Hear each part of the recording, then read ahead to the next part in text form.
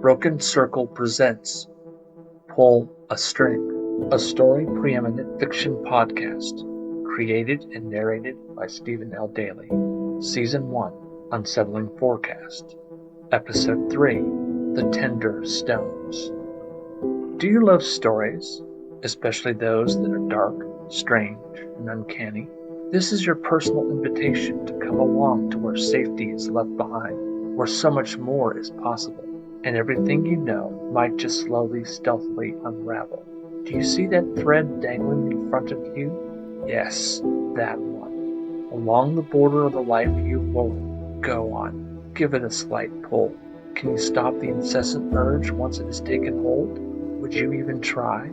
Since you have once more returned and grasped that hanging thread, now a willing participant in loosening the weave yet a little more, you have proved, indeed, that your daring love of stories has not completely died.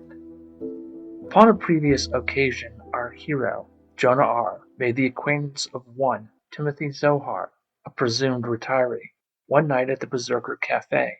This man, a near stranger, shared a story, a simple story. As it turned out, this was an invitation to listen and bear witness alongside him to peculiar and haunting dreams. Tonight they will meet yet again for another tale. So come now, settle in, relax, for the hour has now arrived for the unveiling of the Tender Stones. Before you now, dear friends, is a darker tale, if you dare to listen, but be warned, if you pull a string. Not long ago, my life was very simple. Few intrusions disturbed the equilibrium I had so carefully established. When the lockdowns came along, they left me slightly disoriented and very lonely. With the end of the Q pandemic, I'd stepped back into the sunshine world, eager for anything new. Once I decided upon the Berserker Cafe to hang out at, it had seemed a random decision. I had no idea how that choice could initiate so many changes. When I had finished listening to my elderly friend tell his story, its implicit mystery and strangeness drew me back.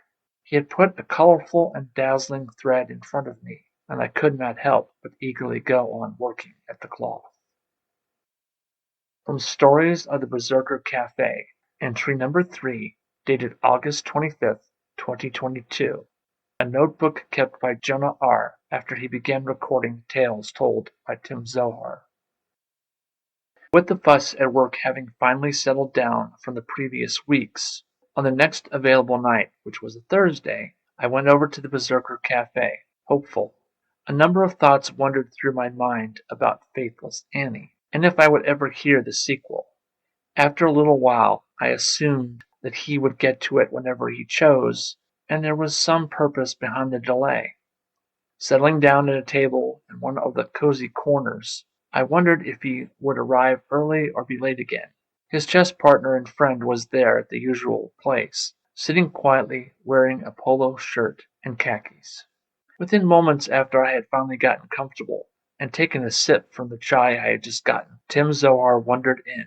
Tonight, instead of the casual clothes he usually wore, a button-down shirt in various colors and blue or black jeans, he was in a smart suit and tie. It was amazing what a difference it made. There was an even deeper aura of mystery and authority hanging about him tonight. I could now more easily picture him in any precarious situation, far more dangerous than any opponent, emerging victorious, if perhaps a little winded. Reminding myself that I had no actual evidence for this, but this was the impression I got. When added up next to his demeanor, the way he had sized up the room, moved slowly and warily, quietly engaging the atmosphere, it made me question my own doubts. If there was any menacing undercurrent, it was not aimed toward me. For a few seconds he stood there and then gently nodded to his chess rival. At that moment I did not see him wandering over in my direction. I had assumed he would sit down and engage his opponent. In the meantime I had allowed myself a slight distraction. Ahead of me, toward the back of the room, was a door I hadn't really noticed before, at least not in any real sense. Other details about the Berserker Cafe seemed off that night. People had come in as if they were dropping off a message and then ducking out quickly. Even the staff seemed a bit on edge. Perhaps I am just reading into things now and imagining an aura of mystery where there is none. Tim caught me staring intently at the door, saw my expression, and laughed. It had barely registered in my mind when he'd walked over. Wool gathering a bit? You seemed far away for a few moments there. No, just wondering what was behind the oak door. It's a game I play sometimes, using my imagination if I have a few moments. Really, you do realize some doors are better off left permanently closed, don't you? Where they might lead is best left unseen, or whatever they might release best left in the space it now occupies. Is there something best left alone and undisturbed behind door number 2? I asked, lightly. Yes, probably a dismal short hallway leading to a cleaning closet, and a small room with stacked tables and chairs. He gestured toward it, as if it were a real example. You see, some mysteries solve themselves easily. No, it was a different kind of door I was thinking about. My own mind can wander in its own way back through the years and some of the abnormal things I've seen. He took a seat. I'll play my game of chess first. My one continuing obligation left in my retired life, or so it sometimes feels. Besides, I am ready for a cappuccino this evening. If you don't mind, I'll be back over afterward, and we can commence tonight's iteration of our new ritual. Sure, sounds fine. I sat there, watched him get up and move around the corner where he would order his drink. I looked over toward the chess rival. For the first time he nodded at me. The chessboard with its black and white pieces was all set up. He got up and was coming over. So you are Tim's new friend, he said, a kindly smile on his face. I'm Samuel Golightly. His grizzled face and short but abundant beard gave him an outdoorsman look. Nice to meet you, Samuel. Jonah. Yes, he mentioned you. The brilliant accountant, he answered. Quite a storyteller, our Timothy, isn't he? His speech pattern seemed vaguely British, but as for the trace of an accent, nothing. Yes, and a very entertaining one. He sat down at the empty seat across from mine, and then began scooting his chair forward.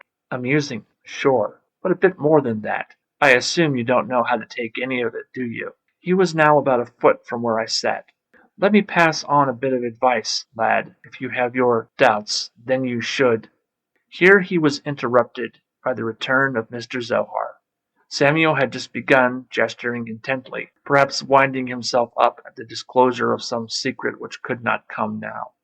He got up and pulled the chair back to where it had been before, opposite of where I now sat. I'm ready, Golightly, whenever you are, my friend.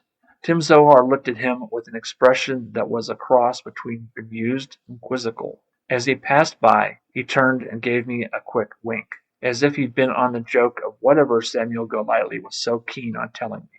As they settled in on their game, I took out my cell phone and passed the time by reading some news stories. There was yet another missing person from the small town of Erez, at the northern tip of the Cuyahoga Valley National Park. Nothing else radically interesting.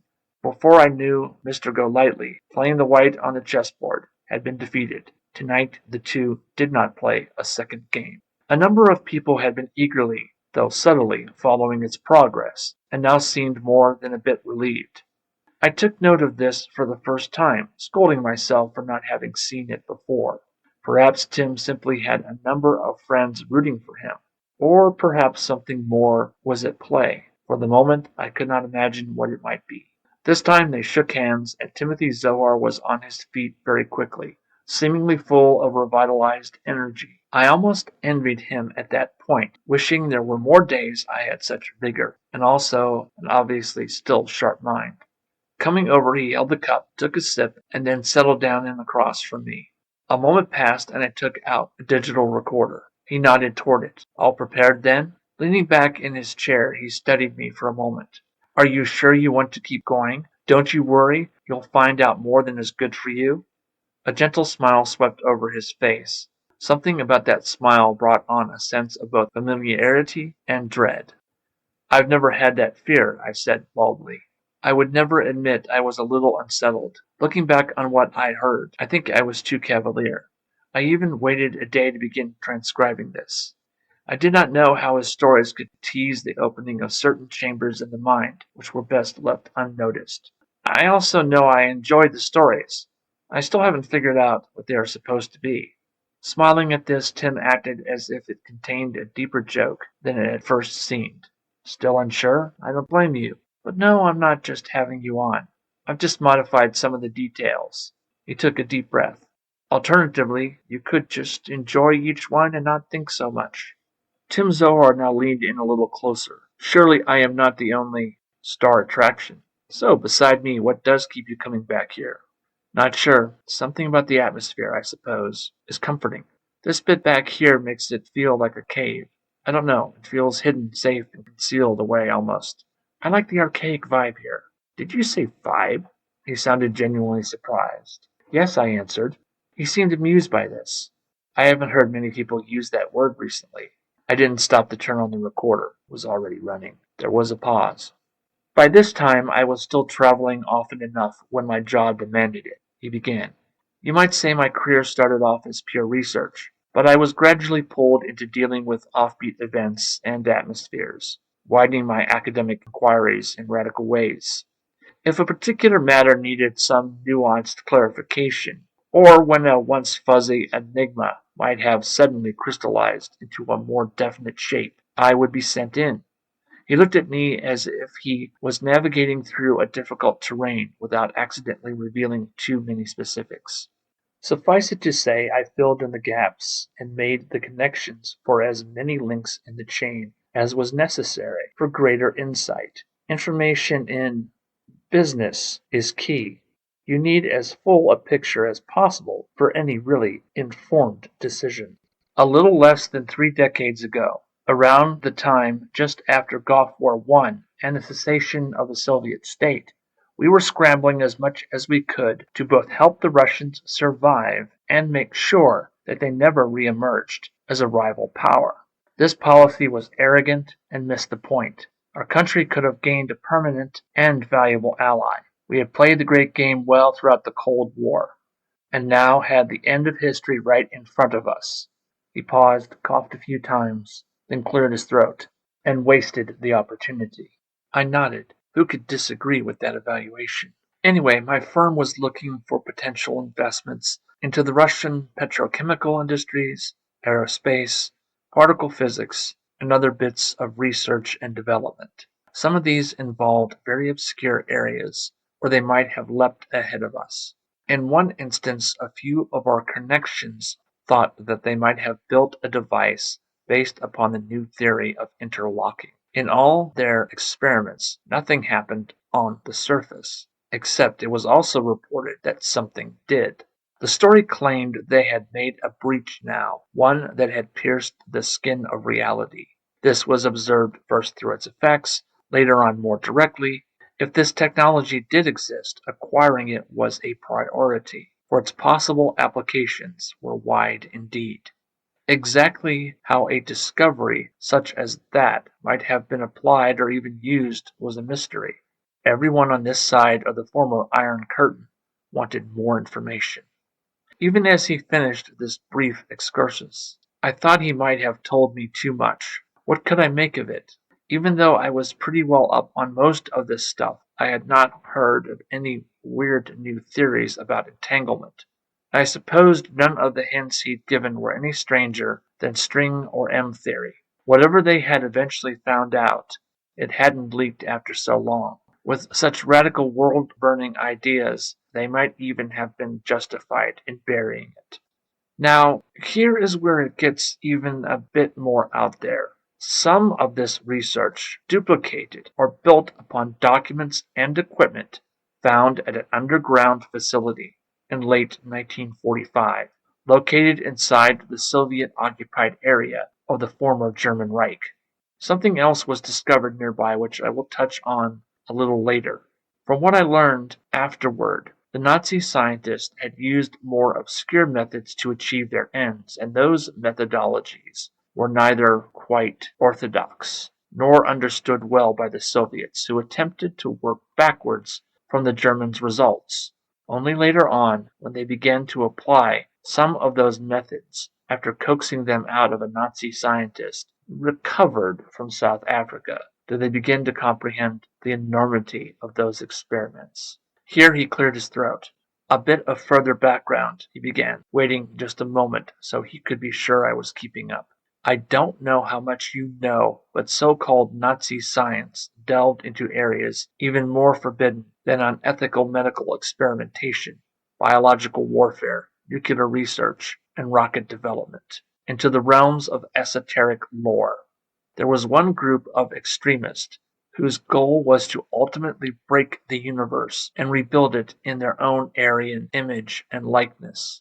The majority disagreed. They merely wanted a way they could open a gate to the lost Aryan homeland.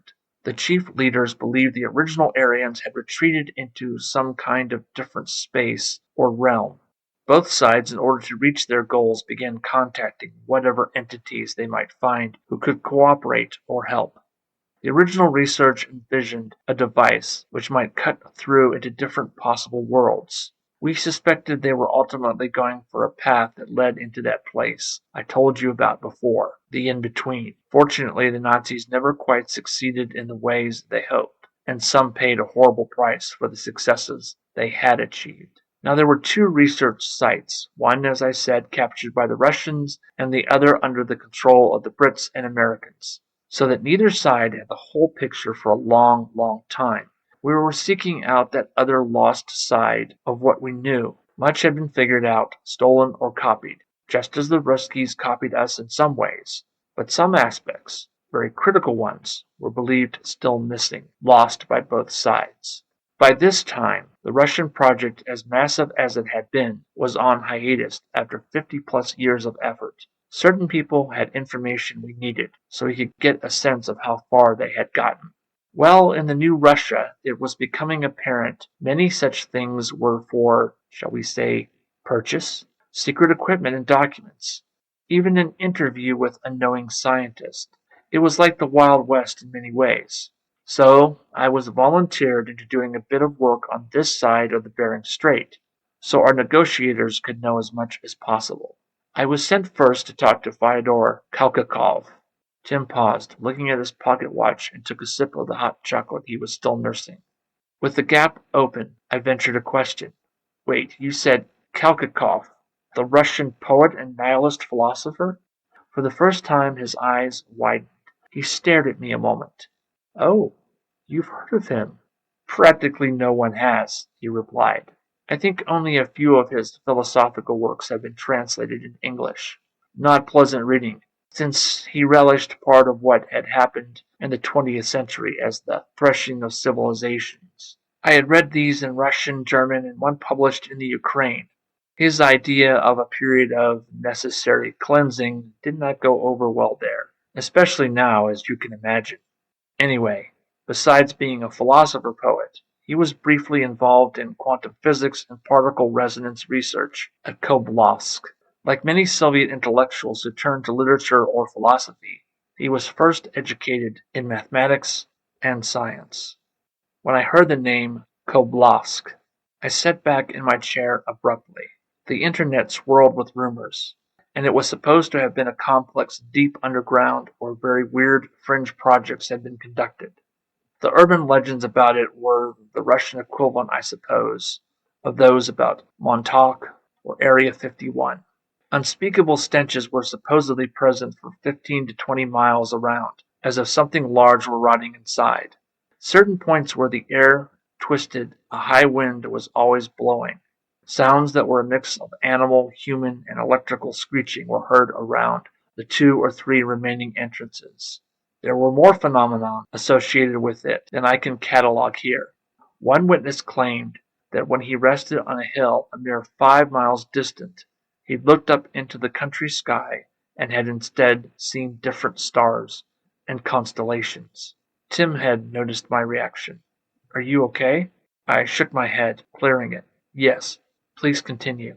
So when I went to visit, Tim continued, I was to wine and dine him, gain his trust if that was possible, and hopefully he might open up.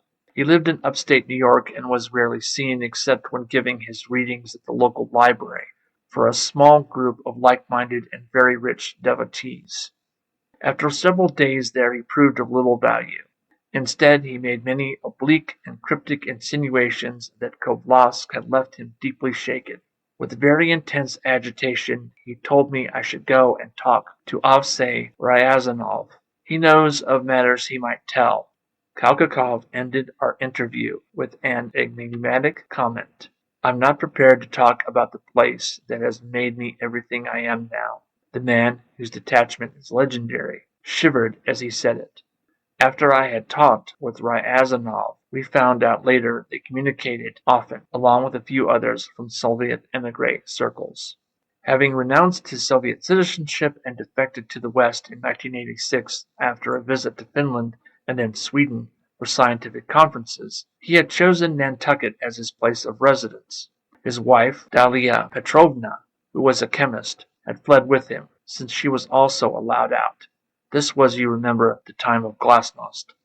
In 2 years' time, everything he had opposed ideologically in the name of human rights and absolute freedom had begun disintegrating, and not too long after the Soviet system was gone. You see, he held few of Kalgakov's more rigid views, but more strongly embraced cosmicist beliefs above everything else, with some tinges of nihilism.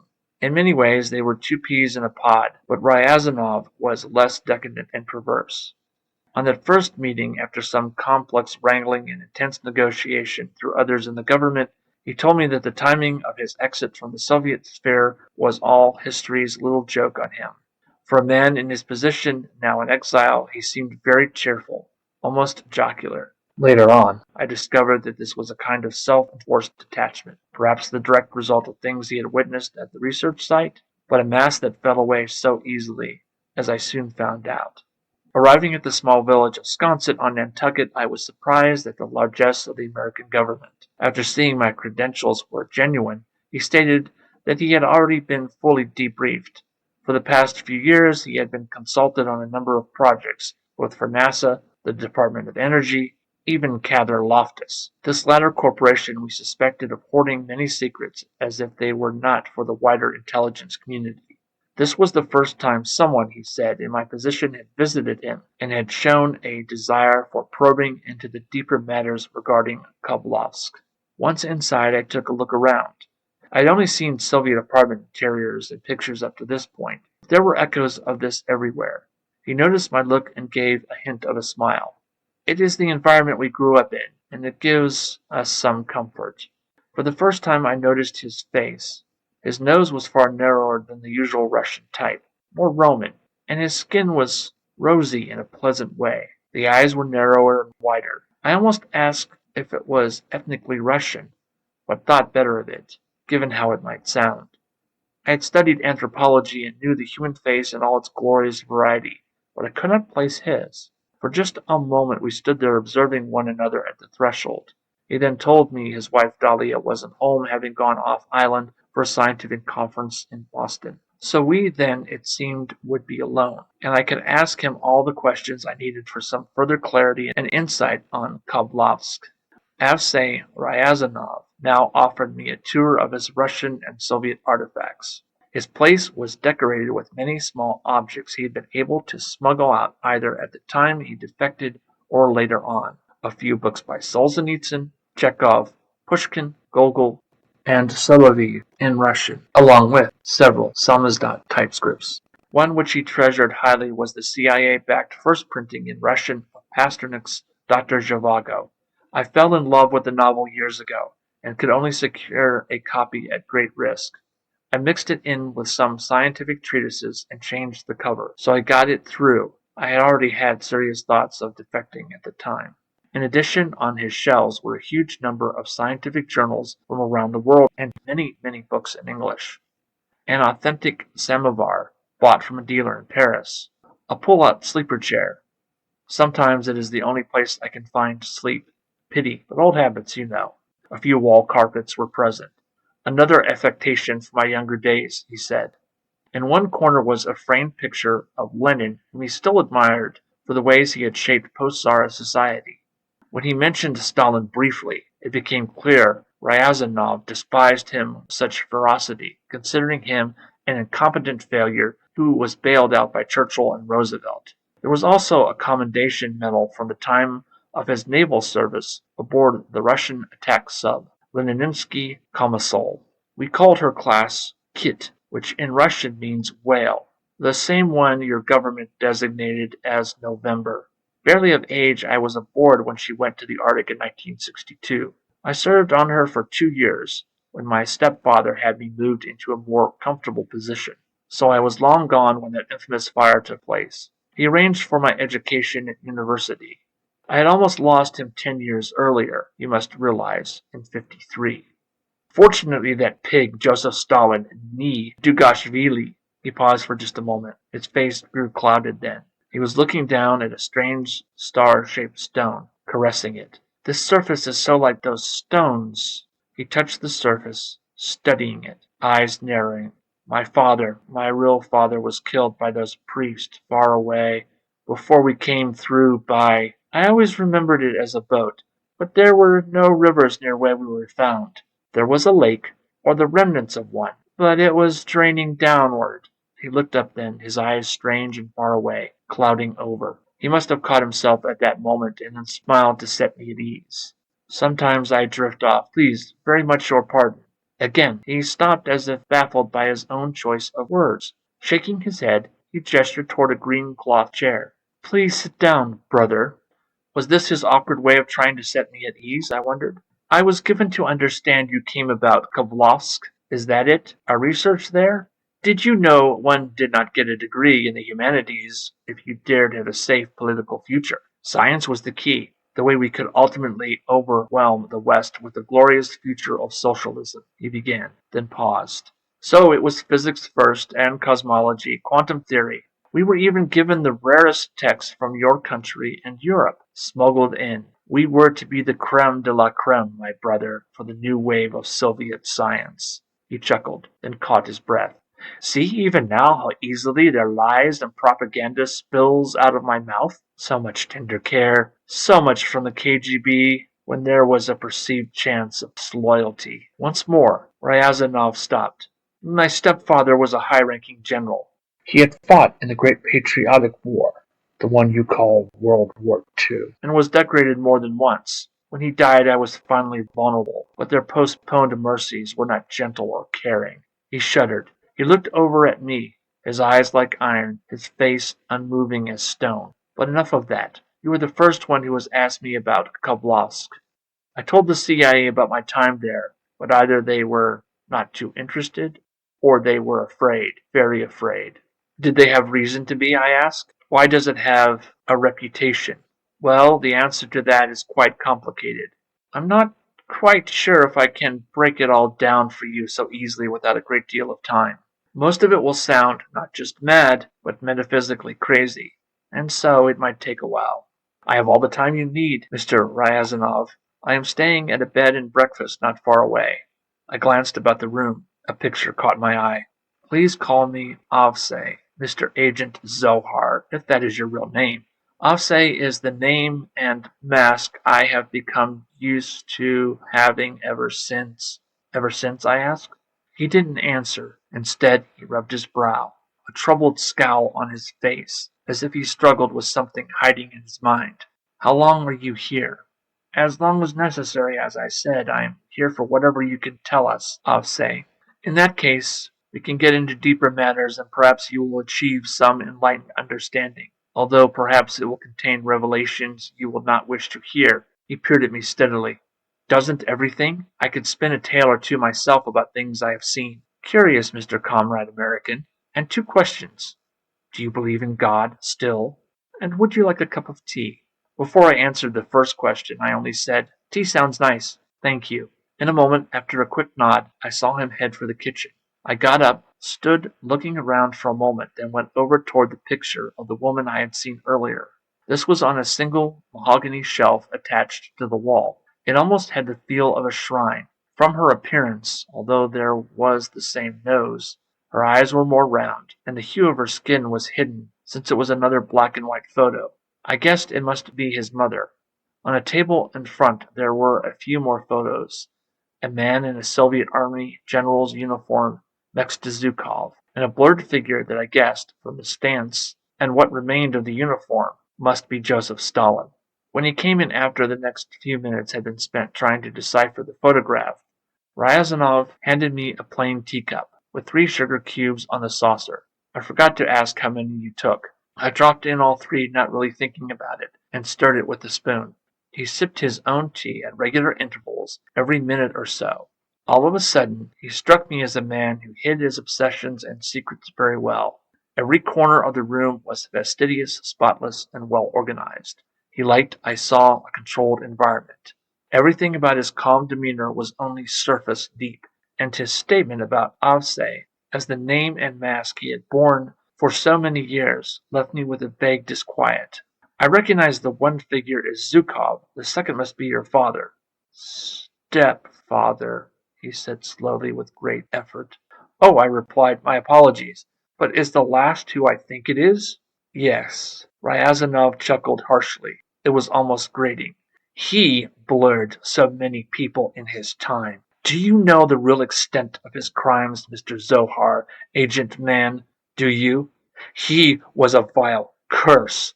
It was almost too late for my stepfather when Stalin died. The vile man had him on his way to a gulag. When Khrushchev came to power, he made sure the order was countermanded and had him reprieved. All the trouble because of what he had done for my mother and me. Is that her photograph there? She is quite stunning. Yes, she was and is. They were still afraid to touch the widow, but not the son. At this moment I saw the pinkish-looking star-shaped stone sitting on the mantelpiece.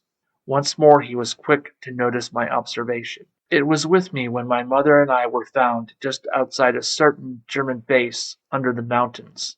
I am sure you know of it. I nodded.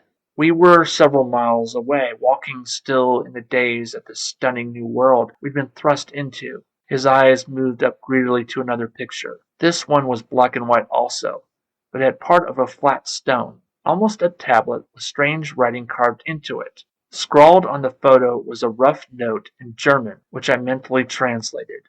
His voice was strange, aloof, distant.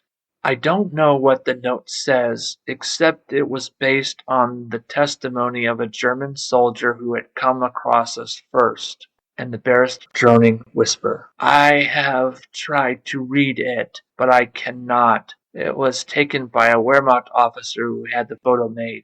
My heart was beating fast, although he must have taken the photo for some record the Nazis had meant to keep, but for Soviet intervention it would have been lost. I could only guess that the note was added by the German soldier. The handwriting appeared shaky in my mind, but I must wonder now if I wasn't just projecting my own anxiety. My mother obtained the photograph through the general, my stepfather, and kept it always. It has remained a sealed book for me. Avsay, are you all right? His eyes were distant, and there was a slight trembling in his hands.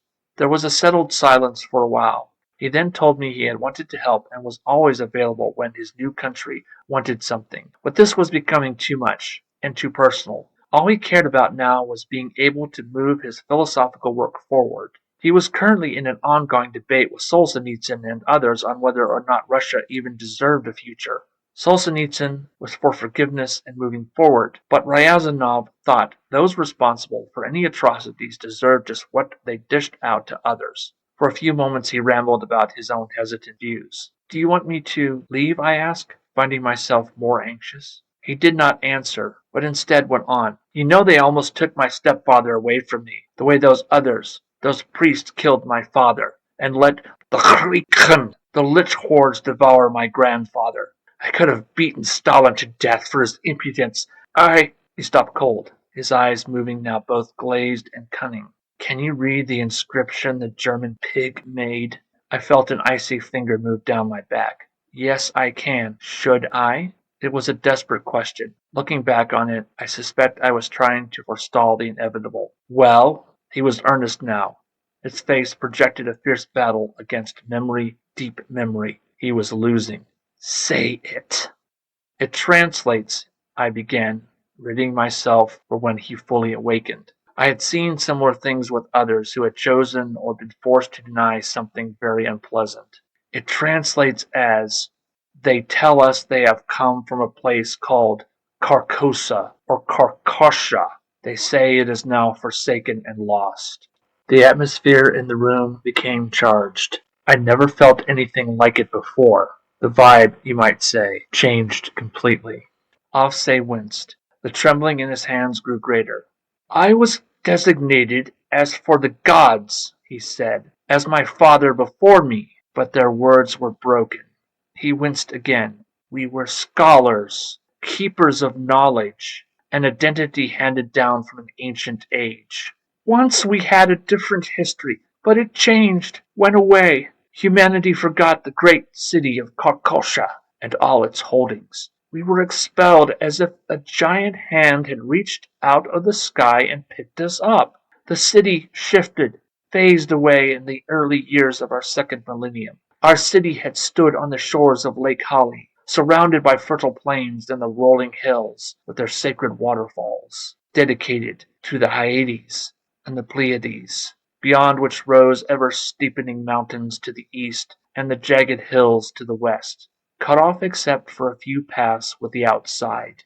We faded from the face of the world, found ourselves elsewhere. I do not know it all. I was only 6 when it ended. Lost Carcosa, dim Carcosa, a shadowy memory, a series of implicit images haunting the steps of everyone who escaped and made it through." Alfsey tilted his head as if listening. "Did you know you were brought to each of the temples at 5 years old? When I entered it was as an innocent, but afterwards I knew in my bones something there was very, very wrong. All I have retained in my mind is a single set of images. I can still see the snowy and crimson owls resting on the parapet above, staring endlessly, never blinking, steadily observing me, as if I was being scrutinized and judged at the deepest level. I still see them in my dreams at times. Did you know? How could you? Always staring and keeping an unblinking watch." His head lowered.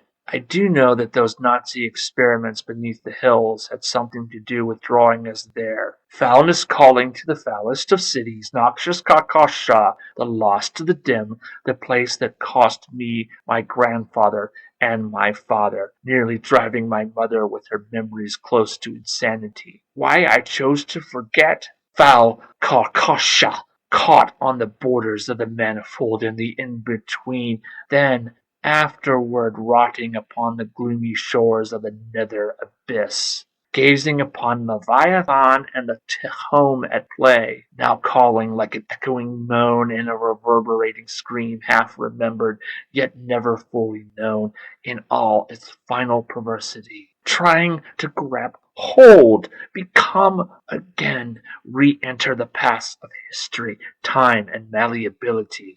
Oh, it fades so slowly, century upon century." Ryazanov was shaking now. The trembling of his hands was almost beyond any human limits as he suddenly stood up straight. Words came out of his mouth that I could not understand. I had read of dim Karkosha in our files, for survivors had been cast up upon our shores around the world across the centuries, appearing here and there. Kushkahe Visha Ark Karkosha Yis Be Yithris Vo O Yindo Kaatha. My face must have turned white at this, for I knew he had not only uttered the name of one of the amorphous cities, but 3 of them. "Would you really know of Dim Kakosa, American? Know of it in your shallow world? In those days before my grandfather was murdered for sacrifice, I had greater freedom to roam. My new country and the old one shared at least one similarity. Our class and guild were loud summer homes in the cooler mountains just beyond the city. There stood what seemed a lower building. I had grown curious about it. Instead, as I approached it across the soft grasses, I saw it was a massive machine spread out in front of me, taking up a third of the meadow. At first I thought it was composed of pink bricks or rose-colored stones, but as my tiny legs carried me forward, I saw it rising up closer and closer, and the warped, uneven nature of its parts, small and large, packed close together. The patterns all over were frightening in a way I couldn't quite grasp. I reached out and touched the pinkish-red surface. The stones were soft, tender even to the touch, malleable but segmented, firm but not as hard as they should have been. At last their warmth and a slight pulsation made me guess of what they were made. It was only then I saw the massive numbers of distributed ribs, other bones and muscles, some tiny, some larger, reinforcing the structure. I would learn a little later that this was only an experiment, although one that would soon be used for the construction of all the buildings in our city. I still do not know the source of those bones, yet the uncanniness of their touch is something that I cannot forget.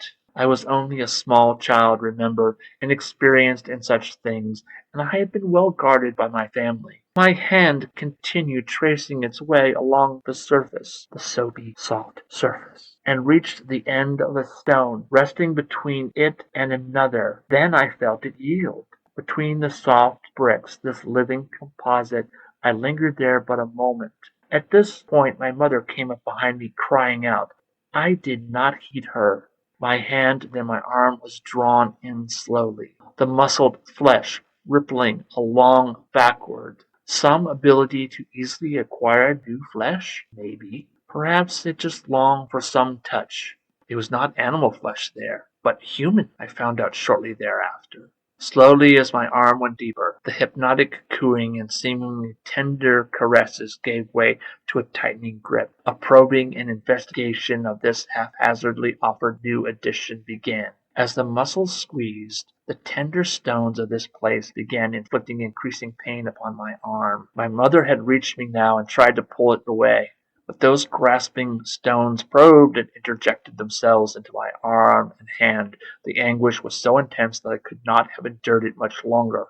He was staring at me now, his eyes full of a dancing laughter. Can you imagine it? This was Karkosha, my place, my home. They deliberately left it there so they could entrap someone for their experiments.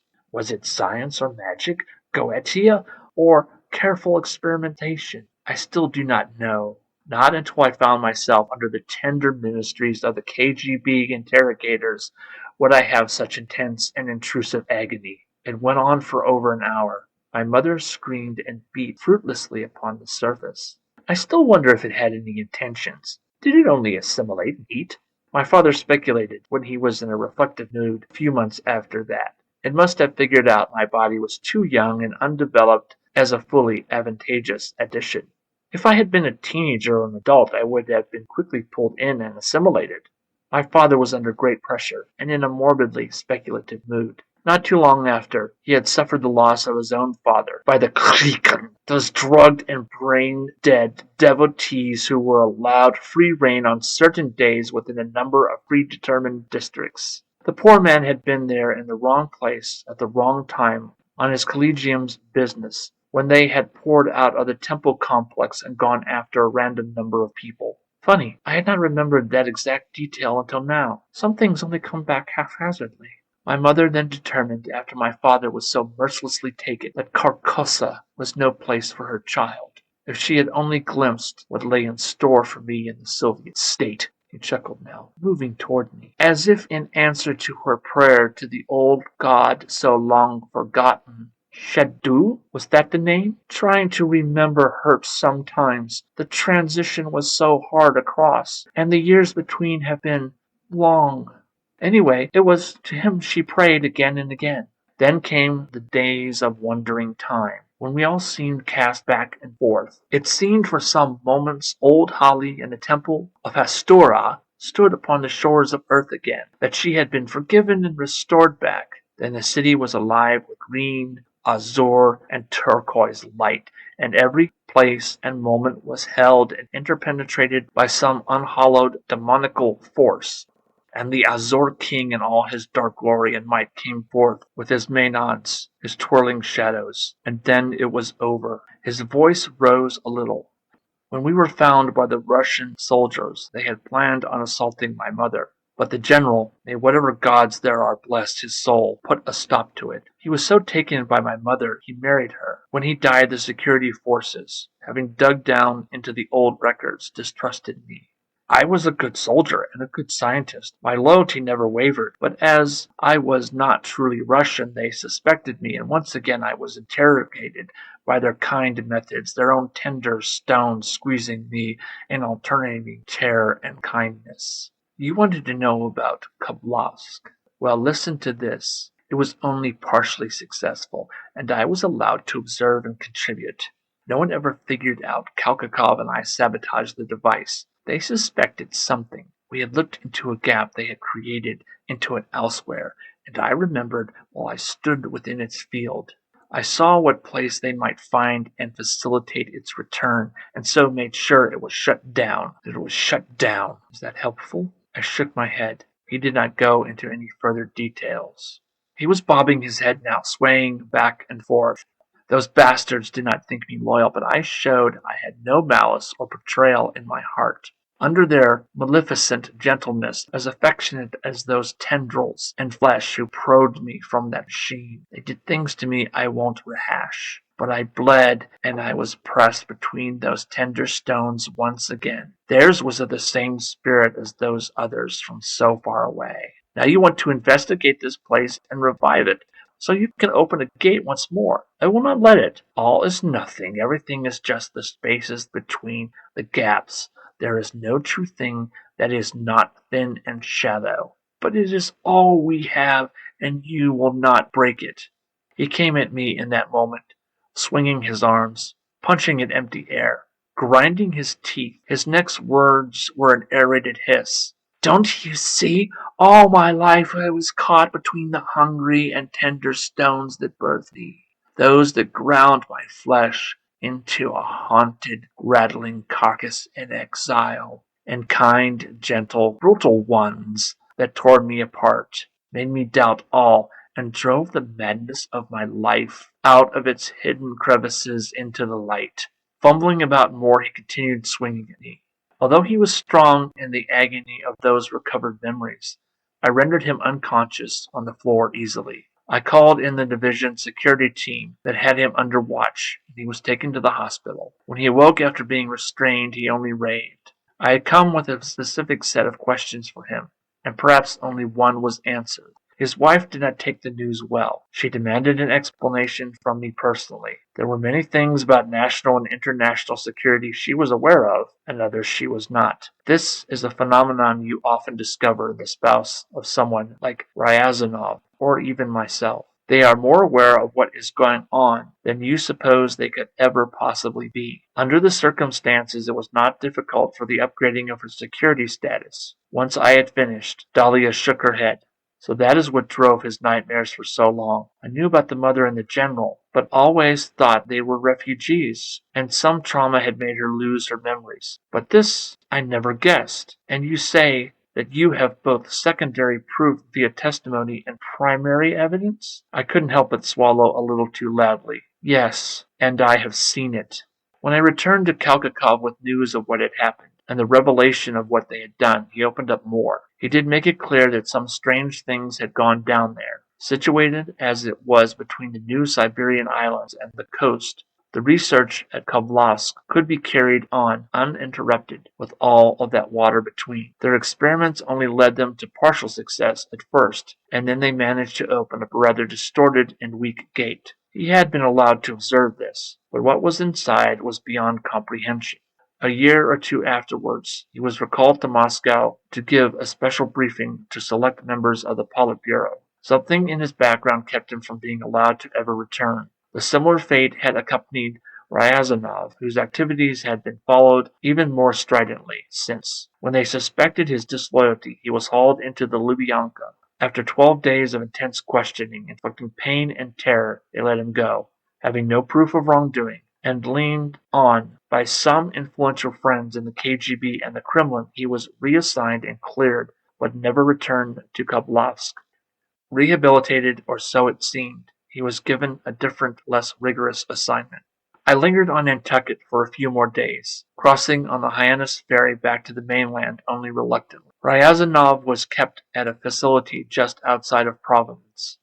I went there to see him on a Friday afternoon. On the right side of his bed, his wife sat in one of those ugly red chairs from the period. A man and woman were there visiting and stood on the other. It took me several moments before I recognized the bearded man who was holding Avsey's hand, patting it gently. He had kind eyes that had seen so much suffering. Solzhenitsyn told Ryazanov he was praying for him and Kalkakov. I heard the great man say this, but stepped back and didn't catch any more. I lingered outside and shook his hand as he left, thanking him for all his work. We talked briefly.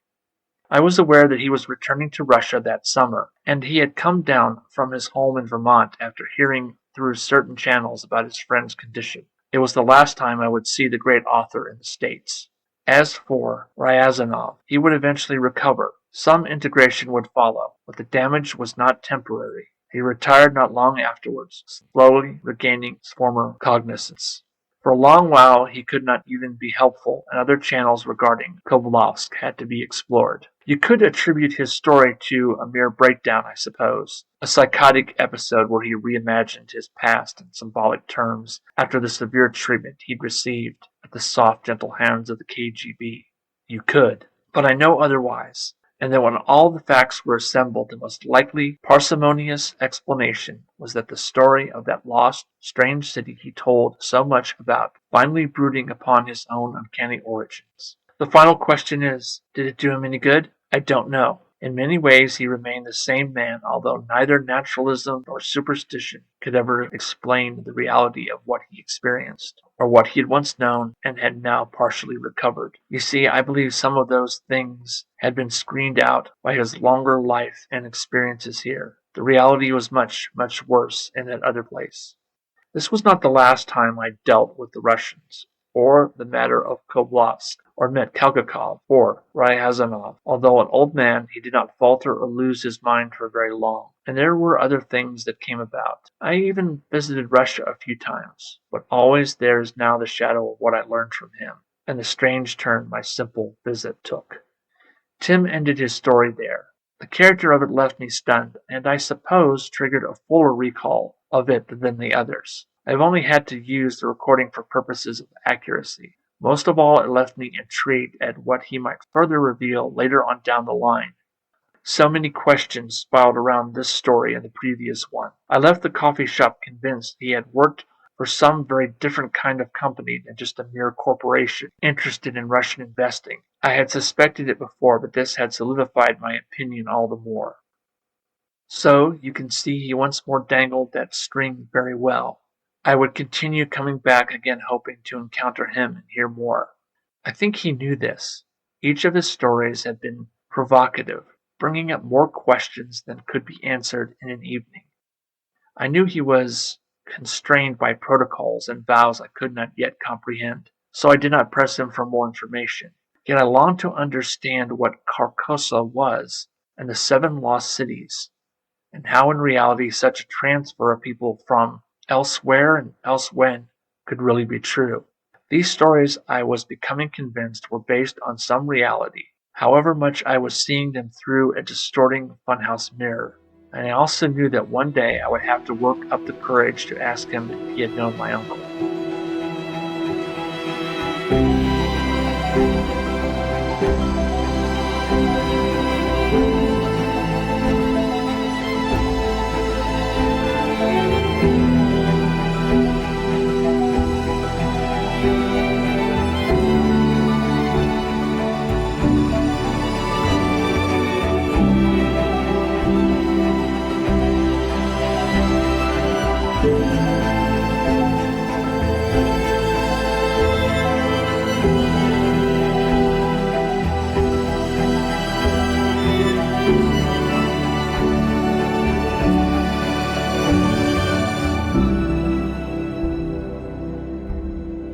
I thought I could just manage a few simple pulls on the thread, and that would be that.